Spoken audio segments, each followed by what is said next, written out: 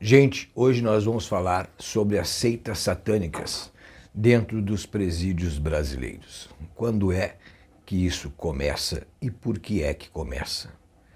Talvez isso tenha muito a ver com o livro Exu, do Aloysio Fontinelli, que foi escrito e publicado em 1954.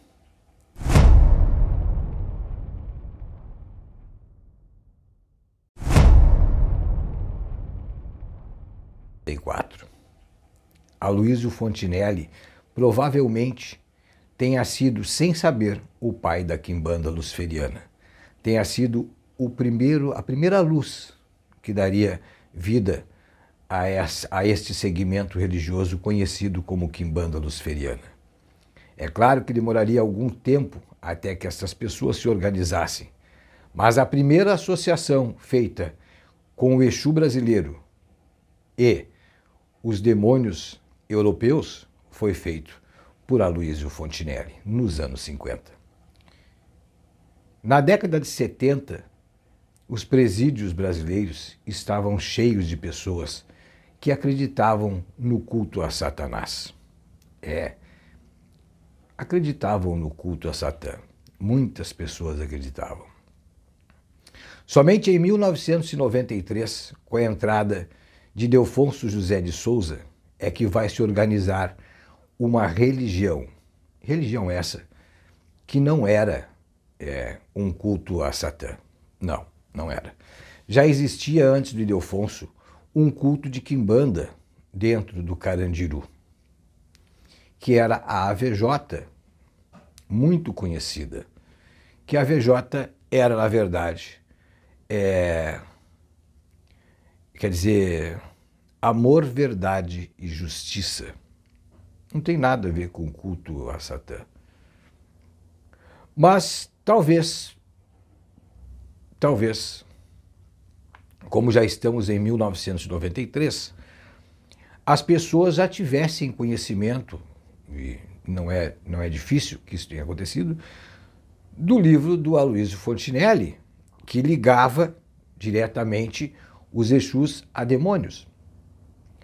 E quando se está em um lugar violento, como uma cadeia, é necessário que o líder, se quer unir estas pessoas, e foi essa a ideia do Ildefonso, unir estas pessoas e formar ali, depois, uma facção criminosa. Foi uma facção criminosa? Sim. A famosa SS, que não tem nada a ver com a SS do Terceiro Reich, a SS, conhecida por seita satânica, transformou-se numa facção criminosa, uma das mais perigosas e uma das poucas que enfrentou durante muito tempo o PCC. Verdade ou não, se eles estavam cultuando a Satã?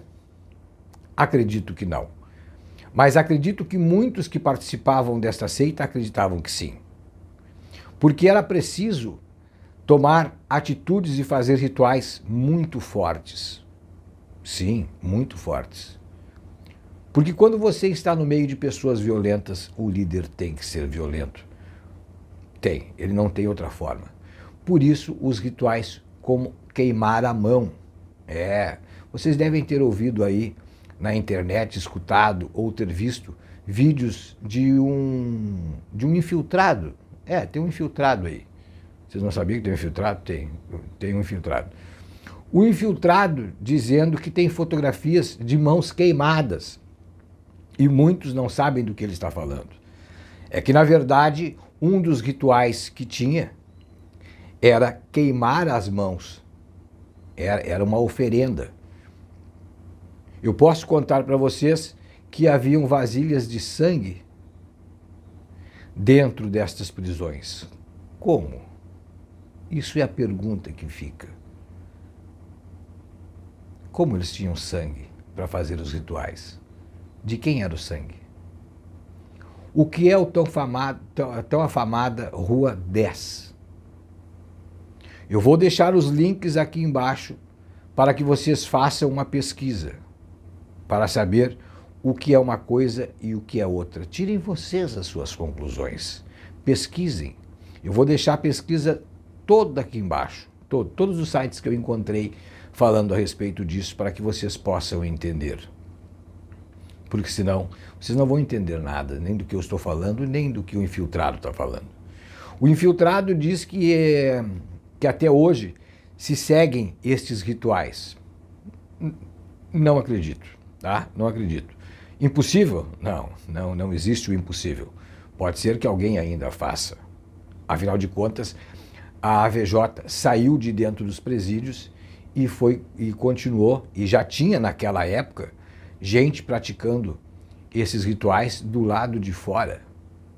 Não era só os presidiários que faziam esses rituais. Não, do lado de fora também tinham seguidores. E como se provar que eles não fariam esses tipos de rituais, visto que eram todos filhos do Ildefonso José de Souza que pregava isso. Mas acontece que ele pregava porque estava num ambiente que era preciso. Quando houve a chacina, para vocês terem uma ideia de quem eram os seguidores, os maiores seguidores, eram jovens. Eram jovens. Não eram criminosos velhos, não. A maioria deles eram jovens. Gente entre 18 e 30 anos.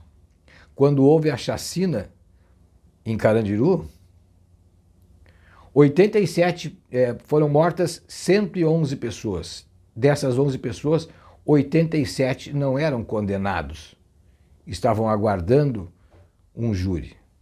Ou seja, estavam à espera, estavam em prisão preventiva. E ali ficavam pessoas de 18 a 30 anos. Então, sabe-se que os seguidores, a maioria dos seguidores pelo menos, eram jovens.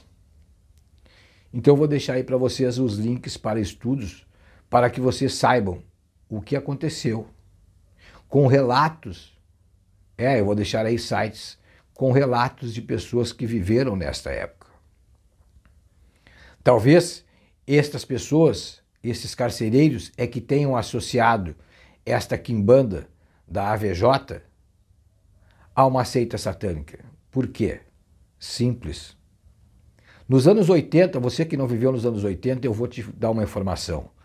As igrejas neopentecostais, elas chamavam todas estas manifestações de Exus de demônios. Em programas de TV. Chamavam os pais de santo de pais de encosto. Não tinha controle nessa época. Então, as pessoas acreditarem, as pessoas que não estavam dentro da quimbanda, acreditarem que aquilo era um culto ao demônio, seria muito fácil de fazer isso.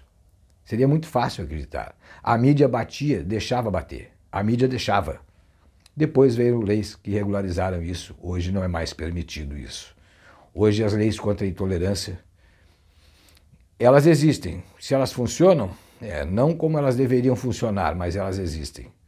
Mas a AVJ, que na verdade é amor, verdade e justiça, não era uma seita satânica. Só era conhecida assim.